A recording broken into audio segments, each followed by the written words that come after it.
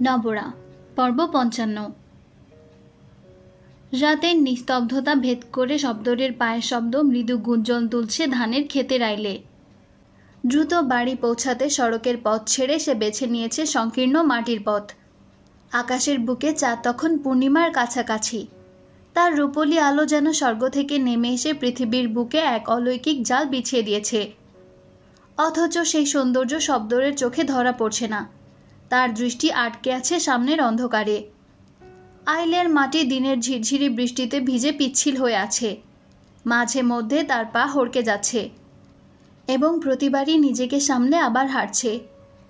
চারদিকে বয়ে যাওয়া শীতল হাওয়ায় শীতটাও গায়ে লাগছে না। বুকের ভেতর যেন একটা আগুনের চুল্লি জ্বলছে। সন্দেহের আগুন, ক্রোধের আগুন, হতাশার আগুন, সব কিছু মিলে দাবদাহ সৃষ্টি করছে যা তার পুরো শরীর ও মনকে গ্রাস করে ফেলছে। জুলফা এত দূর সোনাকান্দা কার সঙ্গে গিয়েছিল? প্রশ্নটা তার মাথায় ঘুরপাক খাচ্ছে একটা ভীতিকর চক্রকারে। প্রতিবার এই চিন্তা আসার সাথে সাথে বুকের ভেতর একটা টান অনুভব হচ্ছে, যেন কেউ তার হৃদয়টাকে মুষ্টিবদ্ধ হাতে চেপে ধরেছে। ইদানিং তার আর জুলফার মধ্যেকার দূরত্বটা শুধু মানসিক না, শারীরিকও। সে জুলফাকে তার মতো থাকতে দিয়েছে, আগের মতো টেনে নেয় না বুকে। এই সুযোগে কোনো প্রেমে জড়ায়নি তো জুলফা? চিন্তাটা মনে আসতেই সে একটা বিদ্যুৎ স্পর্শ পায়।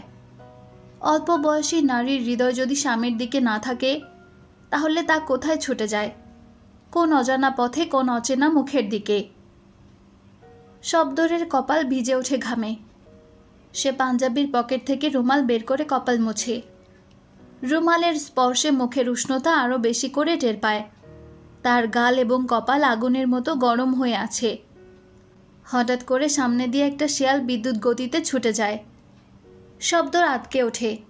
গ্রামের মানুষদের বিশ্বাস মতে রাতের বেলা শেয়াল দেখা মানে আসন্ন বিপদের ইঙ্গিত। সে কুসংস্কারে বিশ্বাসী নয়, কিন্তু কেন যেন আজ অস্বস্তি হচ্ছে। কিছুক্ষণ দাঁড়িয়ে হাঁপিয়ে নিয়ে সে আবার হাঁটা শুরু করে। আইল ছেড়ে সড়কে উঠতেই দূর থেকে ঘোড়ার খুরের শব্দ এবং গাড়ির চাকার আওয়াজ কানে আসে। চাঁদের আলোতে দেখা যায় ওমর ঘোড়া গাড়ি নিয়ে এগিয়ে যাচ্ছে সামনে। ঘোড়া দুটোর কালো চামড়া চাঁদের আলোতে চকচক করছে। শব্দর পেছন থেকে উচ্চস্বরে ডাকে, ওমর। ওমর চমকে ওঠে। হাত থেকে চাবুক পড়ে যাওয়ার উপক্রম হয়। ঘোড়ার খুর কচমুচিয়ে দাঁড়িয়ে পড়ে। সে দ্রুত পেছনে তাকায়। দেখে শব্দ রাস্তার মাঝখানে দাঁড়িয়ে আছেন। তার চোখ বড় বড় হয়ে যায়। মনে মনে ভাবে, এটা কেমন কথা? আমি তো হুজুরকে আনতে যাইতেছিলাম, উনি সামনে না থাইকা পেছনে কেমনে? মনে ভয় ছোবল মারে। গ্রামের মানুষের মনে নানান কুসংস্কার থাকে। রাতের বেলা হঠাৎ করে কেউ এভাবে দেখা দিলে প্রথমেই ভূত পেতনির কথা মনে আসে। ওমর ঘোড়া গাড়ি ঘুরিয়ে শব্দরের দিকে এগিয়ে যায়। কাছে এসে দেখে চাঁদের উজ্জ্বল আলোতে মাটিতে শব্দরের ছায়া পরিষ্কার দেখা যাচ্ছে। কালো স্পষ্ট ছায়া। চাঁদের আলো এত তীব্র যে দিনের মতোই ছায়া পড়েছে মাটিতে। ওমরের বুক থেকে একটা বড় বোঝা নেমে যায়। মনে মনে বলে, আলহামদুলিল্লাহ, ছায়া আছে। ভূত হইলে তো ছায়া থাকে না। মুরব্বীরা কয় ভূত পেতনির ছায়া হয় না। তবুও মনের ভয় একেবারে কাটে না। আরেকবার ভালো করে দেখে নেয়। পায়ের কাছে মাটিতে ছায়া পড়ে আছে। গাছের পাতার ছায়ার সাথে শব্দরের ছায়া মিলে গেছে। চাঁদের আলোতে সব ছায়াই কালো আর স্পষ্ট। না, এ ভূত না। গাড়ি থেকে নেমে ওমর সালাম দেয়। আসসালামু আলাইকুম হুজুর, আপনি এইখানে কেন? আমি তো আপনারে আনতে যাইতেছিলাম। শব্দর কোনো কথা না বলে গাড়িতে উঠে বসে। আদেশের সুরে বলে, দ্রুত বাড়ি চল। গ্রামের রাস্তায় এখন তেমন কেউ নেই। অন্ধকারে কয়েকটি বাড়িতে কেরোসিন বাতির হলুদাভাব আলো জ্বলছে, যা দূর থেকে দেখতে জোনাকির মতো লাগে। কয়েক মাইল দূরের গ্রামে বিদ্যুতের আলো এসে গেছে কবেই। এই গ্রামেও নাকি কিছুদিনের মধ্যে বিদ্যুৎ আসবে, এমন গুঞ্জন চলছে গত 1.5 বছর ধরে, কিন্তু আসার কোনো লক্ষণই নেই। গাড়িটি অল্পক্ষণের মধ্যেই গন্তব্যে পৌঁছে যায়। শব্দর তাড়াতাড়ি গাড়ি থেকে নেমে খাসমহলের দিকে হাঁটতে থাকে। খাসমহলের দরজার কাছে মনির দাঁড়িয়েছিল। শব্দরকে দেখেই সালাম দিয়ে বলে, হুজুর, আপনার এক বন্ধু এসেছিলেন। শব্দর থেমে যায়, তার কপালে ভাঁজ পড়ে। বন্ধু? জি হুজুর, কালীগঞ্জ থেকে। বেশ লম্বা মানুষ, দাড়িতে হালকা পাক। ভদ্রলোক বেশ কিছুক্ষণ অপেক্ষা করেছিলেন। চলে গেছে? জি, বলে গেছেন কাল সকালে আবার আসবেন। ঠিক আছে। শব্দ দ্রুত দ্বিতীয় তলায় ওঠে। নিজের ঘরের দরজার সামনে দাঁড়িয়ে থাকে কিছুক্ষণ। গভীর শ্বাস নিয়ে মনটাকে শান্ত করার চেষ্টা করে। তারপর দরজায় মৃদু টোকা দেয়। জুলফা দরজা খোলে। মুখে তার স্বভাবসুলভ হাসি। লম্বা কালো চুলগুলো খোপা করে বাঁধা, পরনে নীল পাড়ের কালো শাড়ি। মিষ্টি গলায় বলে, এলেন? শব্দ জুলফার দিকে তীক্ষ্ণ দৃষ্টিতে তাকায়। তার চোখে কোনো অস্বাভাবিকতা আছে কিনা তা খোঁজার চেষ্টা করে। জুলফা এতে সামান্য অস্বস্তি বোধ করে। শব্দর ঘরের ভেতর ঢুকে পাঞ্জাবি খুলতে শুরু করে। পিঠের দিকে আটকে যেতেই জুলফা স্বাভাবিকভাবেই এগিয়ে এসে সাহায্যের হাত বাড়িয়ে দেয়। শব্দর আলমারি খুলতে খুলতে অদ্ভুত ঠান্ডা গলায় জিজ্ঞেস করে, সোনাকান্দা কেন গিয়েছিলে? জুলফা খাবার তৈরি করার জন্য বেরিয়ে যাচ্ছিল। হঠাৎ এই প্রশ্নে সে থমকে দাঁড়ায়। চোখ মুখ চুপসে যায়। ঘাড় ঘুরিয়ে অবাক হওয়ার ভান করে বলে, কোথায়? শব্দর একই ঠান্ডা স্বরে পুনরাবৃত্তি করে, সোনাকান্দা। জুলফা জোরপূর্বক হাসার চেষ্টা করে। সোনাকান্দা? সে ইতস্ততভাবে ঠোঁট কামড়ে ভিজিয়ে নেয়। শব্দরের প্রশ্নের ধরন দেখে মনে হচ্ছে সে নিশ্চিত হয়েই এই কথা বলছে। নাভেদকে কি তাহলে দেখে ফেলেছে? এই ভাবনায় তার বুকের ভেতরে তীব্র তোলপাড় শুরু হয়। শব্দর আরো কঠিন স্বরে বলে, বলো, কেন গিয়েছিলে? জুলফা তাৎক্ষণিক উত্তর দেয়, সোনাকান্দার রসগোল্লার অনেক খ্যাতি শুনেছি, খেতে মন চাইছিল, তাই গিয়েছিলাম। মনির ছিল না? আমি ছিলাম না? বাড়িতে কাজের লোকের অভাব, এনে দিতে পারতাম না? কার সঙ্গে গিয়েছিলে? শেষ বাক্যটা প্রায় ধমকে সুরে বলল। জুলফা ভেতরে ভেতরে কেঁপে ওঠে। ভয় চটজলদি বলে, শঙ্খিনী আর আমি। কিছুক্ষণ নীরবতার পর শব্দর আবার প্রশ্ন করে, সঙ্গে আর কেউ ছিল না? আর কে থাকবে, আমরা দুজনেই তো গিয়েছিলাম। জুলফা যতটা সম্ভব স্বাভাবিক থাকার চেষ্টা করছে। শব্দর জুলফার দিকে তীক্ষ্ণ দৃষ্টিতে তাকিয়ে থাকে। সে বুঝতে চাইছে জুলফা সত্যি বলছে নাকি মিথ্যে। সেলিম তাহলে কেন ভেবেছিল সেও ছিল?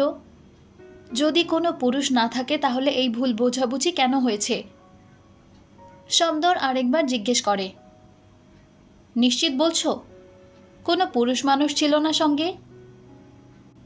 না তো, পুরুষ মানুষ কোথা থেকে আসবে? জুলফা একটু রাগের ভঙ্গিতে বলে। তারপর হঠাৎ যেন মনে পড়ে, ও হ্যাঁ, ভ্যানে করে তো গিয়েছিলাম। ভ্যানওয়ালা দোকানদার কত পুরুষ মানুষই তো ছিল চারপাশে। আপনি আসলে কার কথা জিজ্ঞেস করছেন? কেন আমাকে সন্দেহ করছেন? বলতে বলতে জুলফার চোখে জল এসে যায়। চোখের কোণে অশ্রু জমে ওঠে। জুলফার চোখে জল দেখে শব্দর কিছুটা দ্বিধায় পড়ে যায়। নিজেকে শক্ত রাখার চেষ্টা করে বলে, সন্দেহের কথা কোথা থেকে এলো?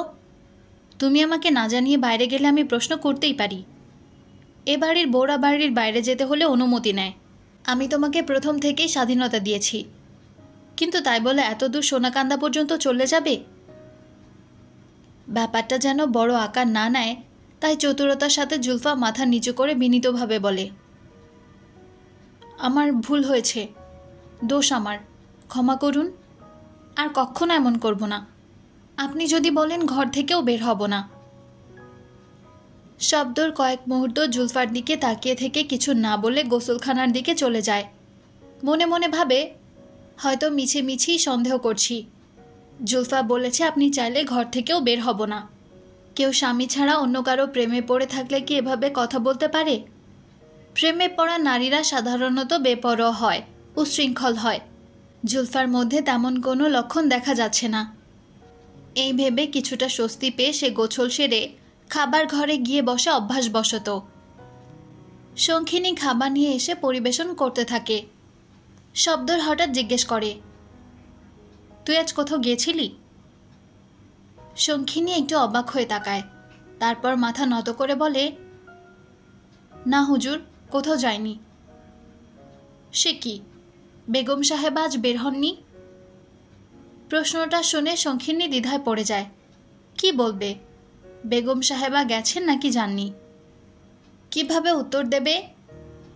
একটু ভেবে সে নিরপেক্ষ উত্তর দেওয়ার চেষ্টা করে, হুজুর, আজ বেগম সাহেবার সাথে তেমন দেখা সাক্ষাৎ হয়নি, তাই ঠিক বলতে পারছি না। শব্দর হাত নাড়িয়ে চলে যেতে বলে। শঙ্খিনী সালাম করে তাড়াতাড়ি চলে যায়। সে খেয়াল করে না শব্দরের ঠোঁট দুটো শক্ত হয়ে চোখ সংকুচিত হয়ে এসেছে।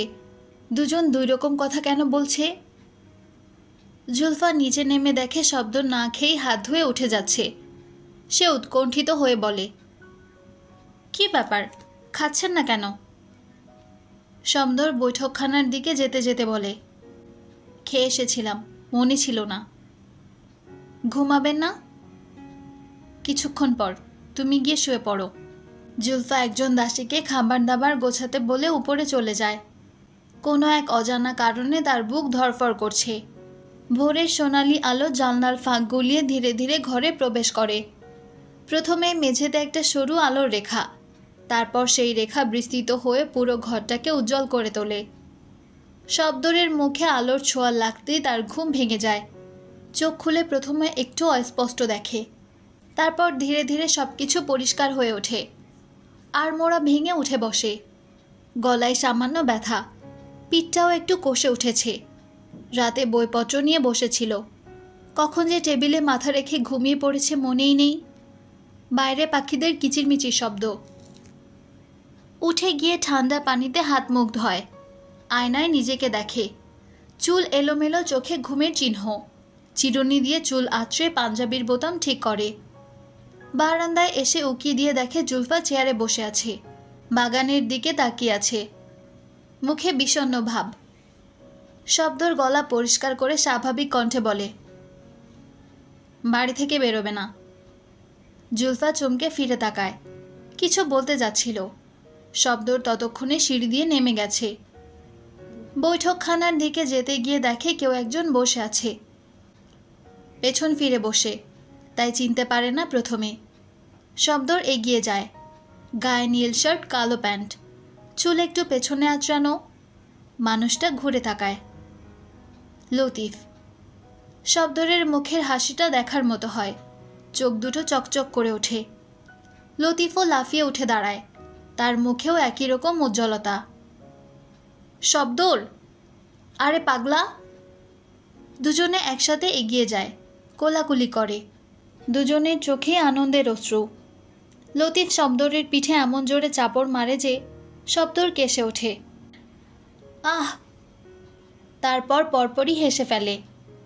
লতিফ একটু পিছিয়ে গিয়ে শব্দরকে মাথা থেকে পা পর্যন্ত দেখে নেয়, বলে, বুকটা শীতল হয়ে গেল রে ভাই, এত বছর পর দেখা। তুই তো একদম সেরকমই আছিস। বস বস। শব্দর দাসীকে ডাকে। কে আছিস? দুটো চা নিয়ে আয় জলদি। দুজন পাশাপাশি সোফায় বসে, দুজনেই একসাথে কথা বলতে শুরু করে।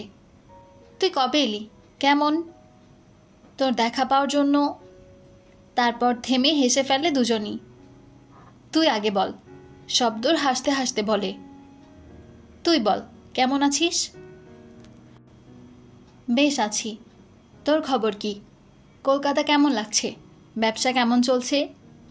কতগুলো চিঠি লিখেছি গুনে দেখেছিস? একটা উত্তরও দিলি না।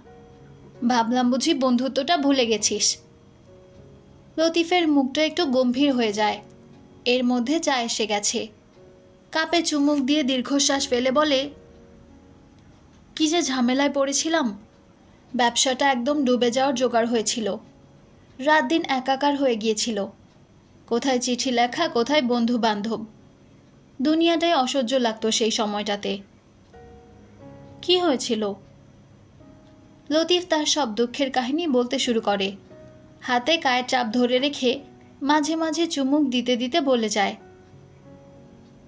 আমি একটা পার্টনারশিপ ব্যবসা করেছিলাম, কাপড়ের ব্যবসা। একজন পার্টনার ছিল, খুব বিশ্বস্ত মনে হতো, কিন্তু সেই শয়তান একদিন সব টাকা পয়সা নিয়ে গায়েব হয়ে গেল। পরে জানতে পারলাম সব কাগজপত্রে আমার সই নকল করে রেখেছিল। শব্দর মনোযোগ দিয়ে শুনছে। তারপর আর কি, মামলা মোকদ্দমায় জড়িয়ে পড়লাম। ব্যাংক থেকে ঋণ নিয়েছিলাম, সেগুলো শোধ করতে পারছিলাম না। বাড়ি ঘর সব বিক্রি করে দিতে হলো। এক সময় মনে হচ্ছিল আর পারবো না। বউ বাচ্চারা কোথায় ছিল? বাপের বাড়িতে চলে গিয়েছিল। আমি একা শহরে থেকে কোনো মতে টিকে থাকার চেষ্টা করেছিলাম। রাতে ঘুম আসতো না, খেতেও ইচ্ছে করতো না। তারপর আল্লাহর মেহেরবানিতে ধীরে ধীরে সব ঠিক হয়ে গেল। একটা আত্মীয় সাহায্য করলো, নতুন একটা ব্যবসা শুরু করেছি। এখন আলহামদুলিল্লাহ ভালোই চলছে, পরিবারও আবার একসাথে।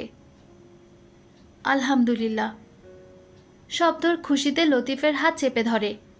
লতিফ বলে, তোর কি অবস্থা বল, সব কিছু ঠিকঠাক তো? এতদিন পর বিয়ে করতে ইচ্ছে হলো? আমি তো ভেবেছিলাম তুই আর বিয়েই করবি না। শব্দর একটু লজ্জা পেয়ে হাসে। এই হয়ে গেল। ভাবিকে দেখেছিস? এই ফজিলা। লতিফ তাড়াতাড়ি থামিয়ে দিয়ে বলে, গতকাল এসেছিলাম, কথা হয়েছে। কথা বলতে গিয়ে লতিফের মুখের হাসিটা একটু মলিন হয়ে যায়, ভ্রু কুঁচকে যায়। শব্দ লক্ষ্য করে না, উৎসাহের সাথে বলে, আমার সামনে তো কোনো কথা হয়নি।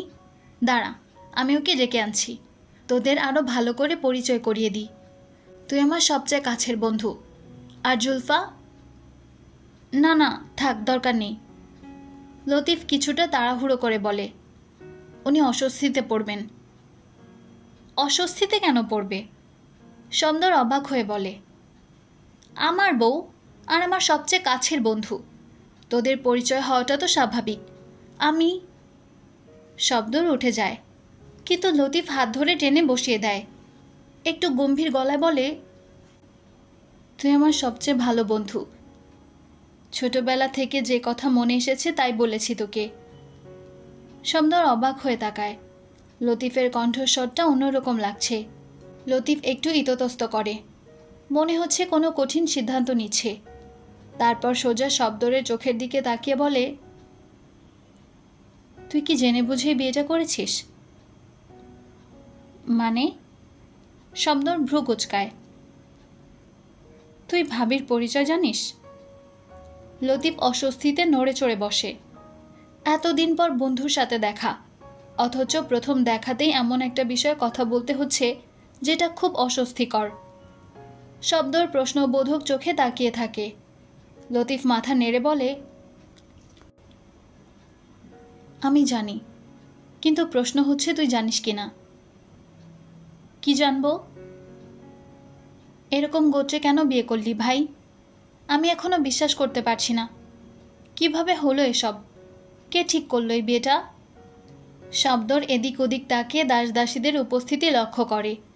তারপর দীর্ঘ নিঃশ্বাস ফেলে উঁচু গলায় বলে, নিজে পছন্দ করে বিয়ে করেছি। প্রেমে পড়ার মুহূর্তের মতো মাধুর্যমণ্ডিত আর কোনো অনুভূতি পৃথিবীতে নেই।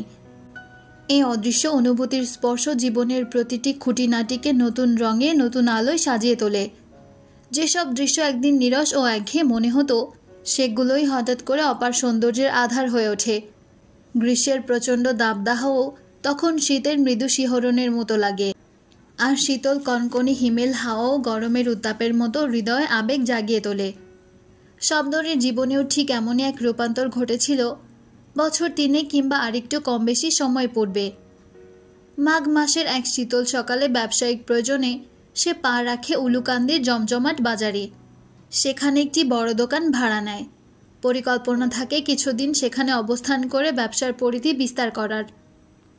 একই বাজারে ব্যবসায়ীদের পাশাপাশি বেশ কিছু বেদে পরিবারের উপস্থিতিও দেখা যায়। পুরুষেরা হার্বাল ওষুধের ব্যবসা করে, কেউ কেউ সাপের খেলা দেখিয়ে মানুষের মনোরঞ্জন করে। বানরের খেলাও থাকে তাদের আয়ের আরেকটি উৎস। ছোট ছোট বানর সাইকেল চালায়, লাঠি নিয়ে কসরত করে, এমনকি মানুষের মতো হাঁটাচলাও করে। জাদু আর কারসাজিতেও তাদের উপস্থিতি। হাতের মুঠোয় কয়েন গায়েব করা, খালি থেকে ফুল বের করা, এমন সব দেখে তারা দর্শকদের মুগ্ধ করে।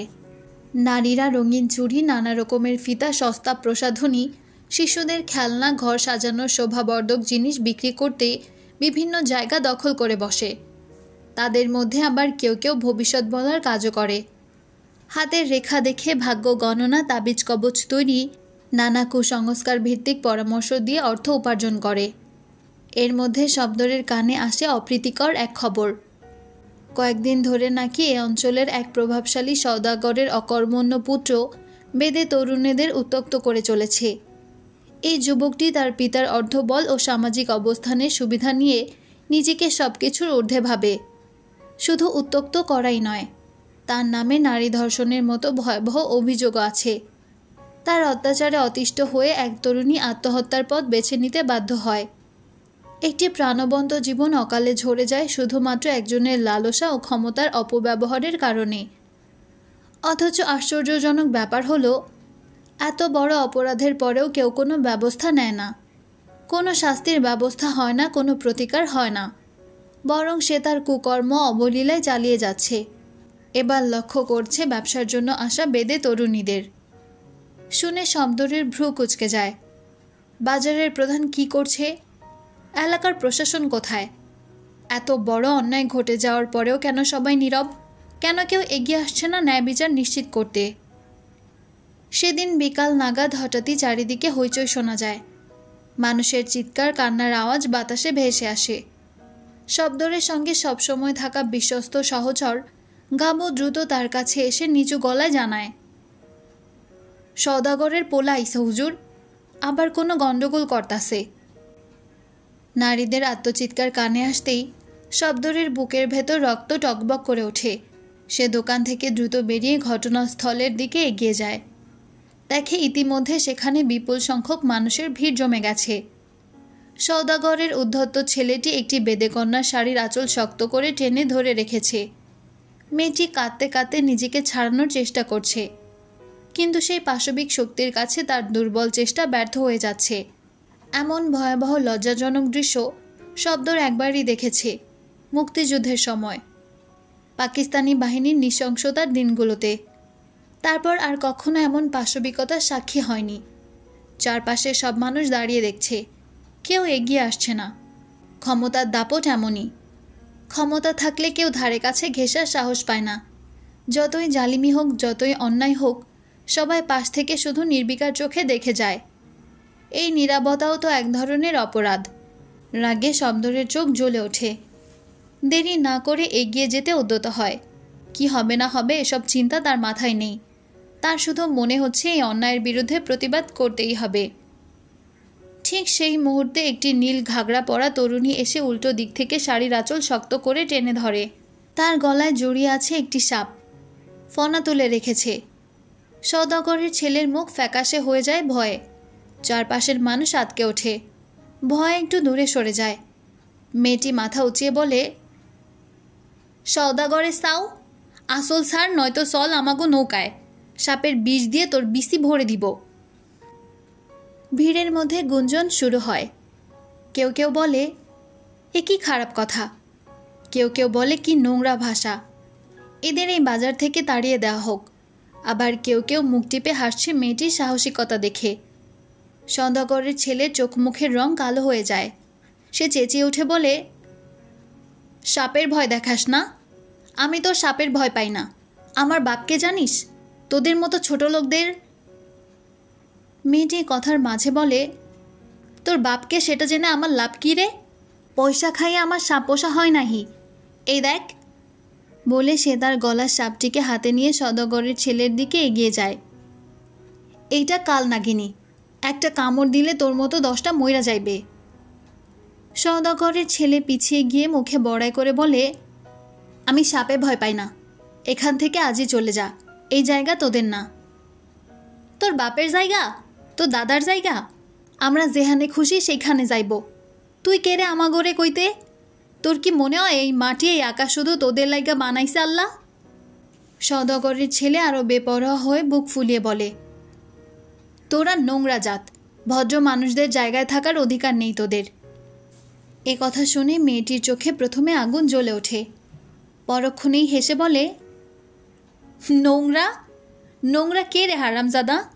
যে মেয়ে মানুষের আসল ধইরা টানে, যে নিরপরাধ মানুষে পিটাইয়া রক্তাক্ত করে, তার চাইতে নোংরা আর কে হইতে পারে? তুই একটা আয়নায় নিজের চোখ দেখ, নিজের কাম কারবার দেখ।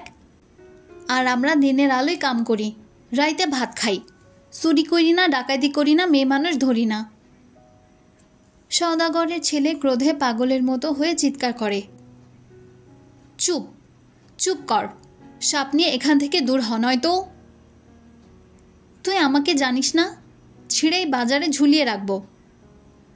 জানি, তুই 1 নম্বর হারামজাদা। মেয়েটি ঝাঁঝালো গলায় জবাব দেয়, তোর কারণে এক মেয়ে মরে গেছে, তুই খুনি, তুই কুত্তার সাও কুত্তা। সওদাগরের ছেলে সীমাহীন ক্রোধে উন্মাদ হয়ে যায়, 2 হাত মুষ্টিবদ্ধ করে মেয়েটিকে মারতে এগিয়ে যায়, কিন্তু মেয়েটি বিদ্যুতের মতো দ্রুততায় সাপটি তার মুখের সামনে ছুঁড়ে দেওয়ার ভঙ্গি করতেই সে পাথরের মূর্তির মতো স্থির হয়ে দাঁড়ায়। মেয়েটি বজ্রকণ্ঠে বলে, মারবি? মার, দেহি কত সাহস। সওদাগরের ছেলে অপমানের জ্বালায়, ভয়ের জ্বালায় মুখ কুঁচকে কালো করে ফেলে। চোখে রক্তের ছাপ নিয়ে কণ্ঠস্বর কাঁপিয়ে শেষবারের মতো হুমকি দিয়ে লজ্জা আর পরাজয়ের গ্লানি নিয়ে সে স্থান ত্যাগ করে। তার প্রস্থানের সাথে সাথে বাজারের কোলাহল ধীরে ধীরে স্বাভাবিক ছন্দে ফিরে আসে। মানুষজন একে অপরের সাথে ফিসফিস করতে করতে কেউ প্রশংসা করে, কেউ নিন্দা করে, যে যার মতো চলে যায়। শুধু শব্দ ঠায় দাঁড়িয়ে থাকে ঠোঁটে মৃদু হাসি নিয়ে। মেয়েটির কি অসাধারণ সাহসিকতা! কোনো বেদে ভয়ে এগিয়ে যায়নি, কোনো সাধারণ মানুষও না। এই অল্প বয়সী মেয়েটি এগিয়ে গেছে, একটুও ভয় পায়নি। এমন সাহস কেবলমাত্র তার ফুপু কোহিনূরের চরিত্রেই দেখেছে। মেয়েটিকে আরও ভালোভাবে দেখে শব্দর। তার চোখ দুটি বেশ বড় বড়, কপালের উপর কয়েক গাছা এলোমেলো চুলের ঢেউ খেলে যাচ্ছে হাওয়ায়। গায়ের রং জন্মগতভাবে ফর্সা হতে পারে, কিন্তু এখন তাতে প্রকৃতির ছোঁয়া লেগেছে। দীর্ঘদিনের রোদ বৃষ্টিতে একটি স্বাস্থ্যকর শ্যামলা আভা পড়েছে ত্বকে। এই রূপেই বরং তাকে আরও বেশি ভালো দেখাচ্ছে। শব্দর তার দোকানে ফিরে যায় ঠিকই, কিন্তু মনে সেই মুহূর্তটি গেঁথে যায়। পরদিন শুনে বেদেরা সওদাগরের ভয়ে রাতেই চলে গেছে। জানতে পারে সেই সাহসী মেয়েটির নাম জুলফা। যার শাড়ির আঁচল নিয়ে সওদাগরের ছেলে টানাটানি করছিল, সে হলো বৈশাখী, জুলফার ভাই বউ। বৈশাখীর স্বামী অর্থাৎ জুলফার ভাই সেই মুহূর্তে একেবারে কাছেই উপস্থিত ছিল, কিন্তু স্ত্রীর সম্মান রক্ষা করার জন্য সে এগিয়ে যায়নি ভয়ে, বরং এগিয়ে গিয়েছিল তার ননদ জুলফা। শব্দরের মনে জুলফার প্রতি তীব্র মুগ্ধতা জন্ম নেয়। শীতের কনকনে ঠান্ডার মধ্যেও তার বুকের ভেতর একটা উষ্ণ অনুভূতি জাগে যখনই সে জুলফার কথা ভাবে। তবে তখনও সেই মুগ্ধতা প্রেমের সীমানায় পৌঁছায়নি। প্রেমের পূর্ণ স্বীকৃতি লাভ করে আরও 1 বছর পর। এই পুরো 1 বছর ধরে জুলফা একজন সাহসী আদর্শবান নারী হিসেবে শব্দরের চেতনায় স্থায়ী আসন গেড়ে বসে থাকে নীরবে। কালচক্রের পরিহাসে পরবর্তী বছরের মাঘ মাসেই আবার জুলফার দেখা পায় শব্দর। শীতের তীব্রতা তখন চরমে। হিমশীতল বাতাস মানুষের অস্থিমজ্জা পর্যন্ত কাঁপিয়ে দিচ্ছে। ব্যবসায়িক কারণে শব্দর কালীগঞ্জে আসে কিছুদিনের জন্য। নিত্য কাজের চাপ আর একঘেয়েমি থেকে মুক্তি পেতে একদিন সে তার বিশ্বস্ত সঙ্গী গাবুকে নিয়ে বেরিয়ে পড়ে পথে প্রান্তরে ঘুরে বেড়াতে। হঠাৎ করে নজরে পড়ে একটি নোংরা দুর্গন্ধময় ডোবার মধ্যে একটি ছোট্ট বিড়ালছানা পড়ে আছে। নিঃসহায় প্রাণীটি তার ছোট গলায় আর্তনাদ করে চিৎকার করছে। শব্দটির হৃদয় পশু পাখির প্রতি বরাবরই কোমল। প্রাণী জগতের প্রতি তার এত মমত্ববোধ। সে তৎক্ষণাৎ গাবুকে নির্দেশ দেয় ডোবা থেকে বিড়ালছানাটিকে উদ্ধার করতে। হাড় কাঁপানো শীতে কেই বা সেই নোংরা বিষাক্ত পানিতে নামতে চায়, তাও আবার একটি তুচ্ছ বিড়ালের বাচ্চার জন্য। এই সমাজের মানুষেরা কুকুর বিড়ালকে চোখের পলকে মেরে ফেলে। এসব প্রাণীর জীবনের কোনো দাম নেই মানুষের চোখে। গাবু মাথা নত করে অজুহাত তুলে ধরে তার ইতিমধ্যেই জ্বর, সর্দি, কাশির সমস্যা চলছে। এই অবস্থায় ঠান্ডা পানিতে নামা মানে রোগ আরও বাড়িয়ে তোলা। তাদের কথার মাঝখানেই যেন আকাশ ফেটে দেবদূত নেমে আসে। জুলফা কোথা থেকে এসে যেন কোনো দ্বিধাদ্বন্দ্ব ছাড়াই, কোনো ঘৃণা বা বিতৃষ্ণা প্রকাশ না করে সে অনায়াসে সেই নোংরা ডোবায় নেমে পড়ে। শীতের তীব্রতা উপেক্ষা করে নিজের পোশাক নষ্ট হওয়ার চিন্তা না করে সে সেই অসহায় প্রাণীটিকে তুলে আনে। পাশেই একটি পরিষ্কার পুকুর ছিল। জুলফা অত্যন্ত যত্নের সাথে বিড়ালটিকে সেই পুকুরের পানিতে ধুয়ে পরিষ্কার করে।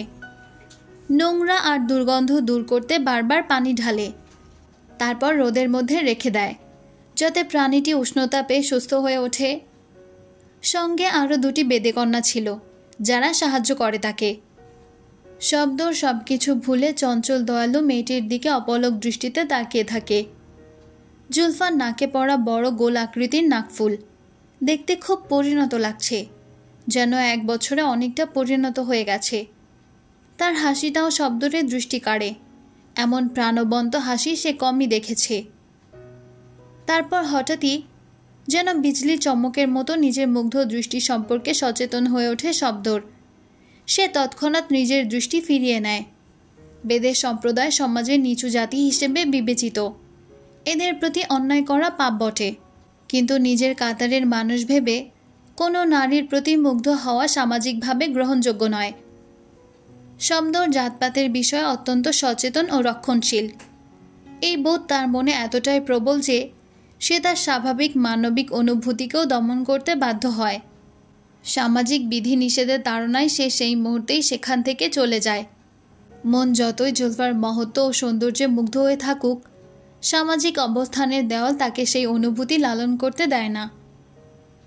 কিন্তু নিয়তি তার পিছু ছাড়ে না, যেন কোনো এক অদৃশ্য শক্তি ইচ্ছাকৃতভাবে তাদের পথ এক করে দেওয়া ষড়যন্ত্রে লিপ্ত হয়।